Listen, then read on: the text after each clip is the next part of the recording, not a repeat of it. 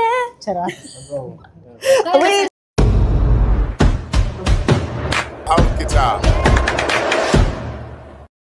LSS na ako. Ay, forward pa. Wait. Sabi mo, Jada, moving on ka na from pambansang sad girl. Tapos on to better things. Anong things ito? Yes, well, of course, gaya nga ng sinabi ko kanina, I mean, I'm dabbling back into acting and magkakaroon na ng magandang balance yung acting career and singing career. But of course, pagdating naman sa music ko, I'm moving on to a new chapter. I mean, as you can see from the titles of my new single and, well, my previous single, which is Bida, medyo all I can say is, without revealing too much, things are gonna be more cinematic. Wow. Cinematic pop. Oh, wow. Is the new game to play. I love it. Wait, finally you're finding your, I mean, you found your footing already, but there are highs and lows in a career, right? Mm-hmm. Pero ngayon parang ito na to. Nung in-explain kanya ni Boss Vic yung plano niya sa'yo, it just makes sense. Yes, kaya nga po, the stars really aligned, lalo na po na even before, we were officially in talks again with Viva. We were already in the cinematic pop, kind of era and journey. We were already discussing it, and then saktong-sakto siya dumating. So I feel like it's the perfect blend of both worlds. It really is the best of both worlds. So, and big words from Boss Vic. Yes, diba? And hindi siya usually pumupunta ng mga media ko. Natarantala lahat ng taga Viva kanina. Nandito sila full force para sa'yo. I know. Yes, I'm so grateful. Syempre, like, I won't get tired of saying it. And it really is such an honor that he has some faith and so much faith and belief in me. And yun nga po na I understand these are big, I've got big shoes to fill, pero I really welcome the challenge, and lalo na alam ko na with my newfound family, my newfound Viva family, and of course with the partnership of UMG, anything is possible. So let's talk about acting. What kind of projects daw yung nilalatag sa'yo? Well, po talaga, as far as I know, it's a lot of young adult series and like Wattpad adaptations, that sort of thing, which is totally what I'm into. I'm really a fan of yung mga ganong klaseng proyekto. So, talaga? Nagbabasa ka na Wattpad? Of course, dati pa. I mean, lalayo pa ba tayo with Teen Clash, like, which is my first ever acting project. And I'm excited to start going down that path again as well. And syempre ako talaga, I really keep my mind open in terms of yung sa mga proyekto, and I know that sila Boss Vic, they're only gonna offer whatever is gonna be the best for me. So, have they floated some projects to you na malapit na umere o ano? Well, I guess all I can say is you guys will just have to see, and abangan nyo na lang yung mga further announcements. So yun. So that's really all I can say for now. But yes, we've definitely been discussing projects. Grabe yung deal na to. This has been this partnership has been months, I mean, if not years, months in the making, that we've been going back and forth with negotiations. But it's so nice now we finally found the middle ground where lahat po kami masaya, and we're all excited. What I think is really exciting about this partnership is all parties are equally excited, lalo na po sa akin na para mapunta po dito sa position na to, na I know that not everybody's as blessed to be in this kind of position where I have two mega companies in this music, and both music and acting and film industry that are behind me. It just puts me in a really good place that I fully intend to commit myself to. Oh, wow. So, ano sabi ng parents mo? Well, syempre, they're supporting me from their respective work today. I mean, obviously, my mom is on Singaling and my dad's on TNT, actually, live as we speak. So, they're very supportive, and lalo na po na nanggaling po din talaga sila sa Viva. And yeah, they've worked with Viva in the past, and they know all about Boss Vic's expertise. And yun nga, gaya po ng sinabi ni Boss Vic, as early as 9 years old, actually, like little story lang to share, after seeing me perform at one of my dad's mall shows, nag-abot siya ng physical na note sa dad ko na give her to me. Yan. And then at the time po, kasi syempre sobrang bata ako nun, hindi pa po ako handa mag-artista, pero yun nga po, the stars have aligned, and I'm in this position where sobrang ready na po talaga ako gampanan kung ano man ang napipisin ng Viva po para sa akin. And yun nga, I'm just really ready to roll. That's wow. Meron ka mga Viva friends na?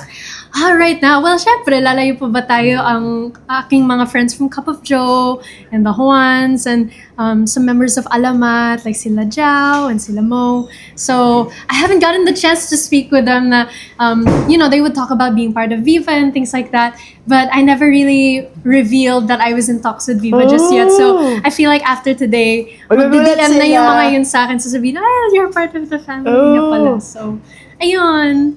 How about sa acting world? Sa acting world, I haven't really gotten the chance to meet a lot of the, Viva artists right now, yung aking mga, kapatid na sa Viva. But I'm really looking forward to that being very soon, hopefully.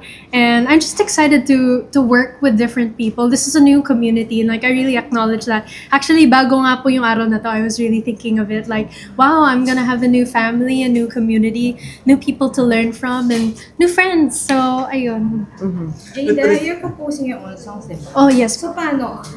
Who's gonna own your music? Is it Viva or UMG? So it's a Universal. partnership, actually. So, kaya nga, it's really a first eh. So, kumbaga yung pagdating sa label stuff, UMG is still very much involved in me, and really, I feel like that's their primary focus then in terms of my career, is to really lead the music side. But of course, with guidance pa din of Viva, and they're still gonna be equally as involved in that sense. But pagdating po sa acting career ko, Viva is really the one that's gonna be spearheading sa mga projects ko. anong meron ng Jada at pinag-aagawa? Oo nga. Grabe po siya. Pero honestly, right now, I mean, I would have to defer to sila Boss Vic to answer that question. Pero all I can say is, again, I'm just really thankful of their belief in me.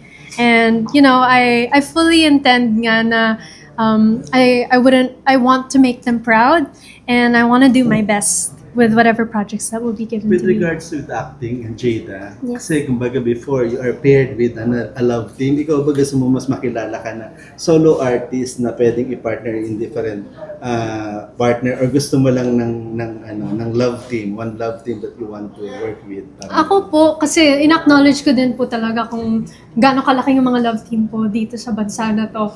And ako, I'm open to being part of a love team. Pero, syempre po, and I think nasa same page naman kami with the team, that, of course, down the line, I want to be able to work with different leading men. But I wouldn't mind, if, I was paired with someone and nag-stick siya, of course, I would want to give the people what they want in that sense. Pero in terms of long-term plans, kung tatanungin niyo po ako, gusto ko po na just like the artists that he mentioned, like sila Tita Sharon, sila Ninang Regine, sila Ate Sara, they all got paired with different leading men, and I think that really made them bigger as artists. So, yan po yung gusto ko din po para sa sarili Ngayon ko. pa lang ang dami ng gusto mag-partner kayo ni Andres.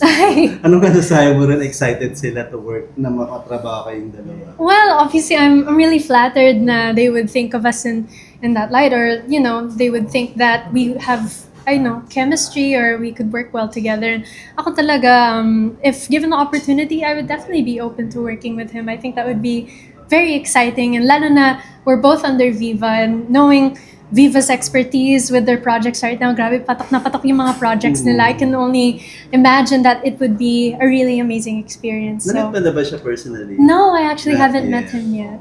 No, I haven't. Jada, big career move to. Paano Yes. yung naging process sa mami mo? Paano mo nakwento sa kanila?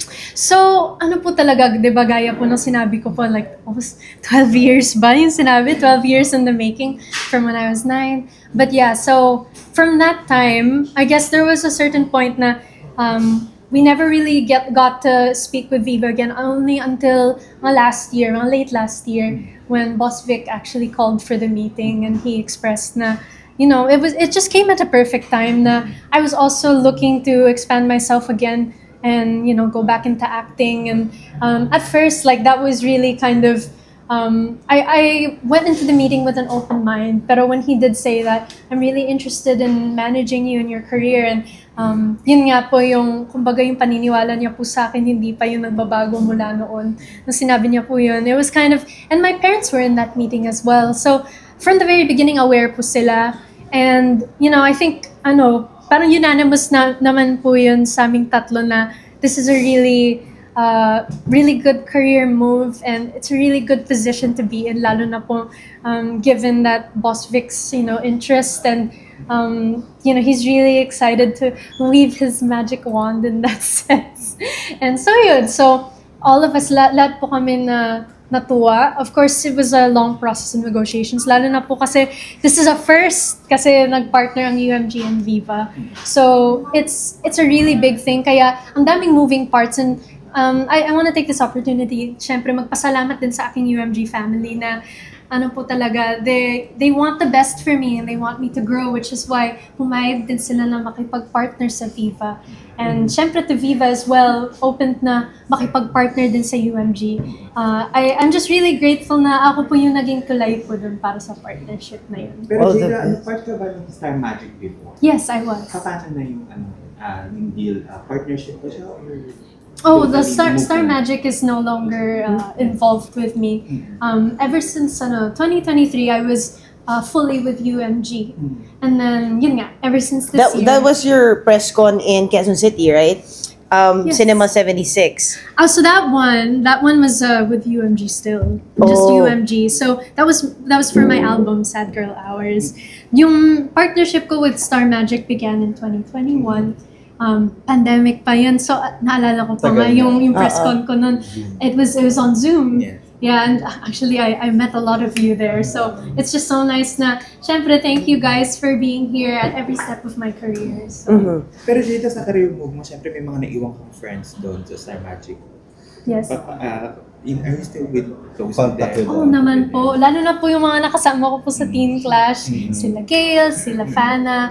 And, well, I would definitely say, what's so nice is, lalo na yung mga tao dun sa cast na yun, hindi lang po kami naging parang taping friends lang na pagkatapos ng project, parang di na talaga kami nag-usap. In that sense, I mean, obviously, busy kami sa mga kanya-kanyang mga career namin, but lalo na for Gail and Fana, di ba, parang magbarkada kami dun sa series ng Teen Clash. Parang na-carry on po namin yun sa totoong buhay, and we still find time to meet up with each other.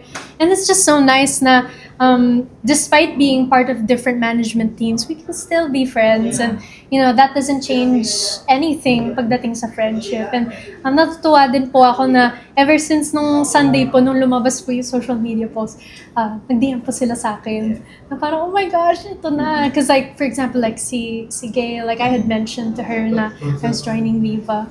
And full support sila. So, wala lang. I'm really grateful that I have a support system. Kasama po yun, like, bukod sa pamilya ko po, sa mga fans ko.